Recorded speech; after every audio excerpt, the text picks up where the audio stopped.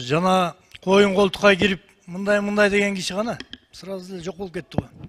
Мен эгерде паткалымчылык кылып жанакындай кылсам, бул жерде жүрбөйт элем, башка жакта жүрөт элем.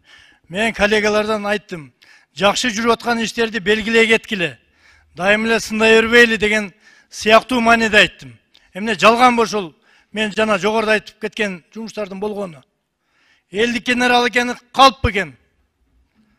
Ошончо ата журт партиясынын башында туруп, ушунча мамлекеттин 2 жыл бир тизгинин кармашканы калппы. Садыр Нуркожоевдин саясатын колдоп, инилер ынтымактуу бололу, урматтуу саясатчылар, ынтымакта болсок, мамлекетибиз өнүгөт, өсөт деп дайыма айтып келгени калппы. Кана жана Мирлан Самыйкожо иним. Бизди паткалимчилердин же болсо колтукка кирген кишилердин катмарына кошпосун. Мен болгон объективно айтып атам. Эгерде критикага ылайык маселе болгон болсо, дайыма айтып келем өзүмдү. Көп кишилерден өзүмө душман ашырдык, дос ашырдык. Бирок саясат ушундай экен. Мен жалаң гана ынтымакчылыкка чакырып, кыргыз элинин өнүгүү, өсүү жолу үчүн гана барыңарды биргеликке чакырдым. Болуп аткан иштер жөнүндө дагы жакшы жактарын да айткыла дегендей мааниде айттым, туугандар.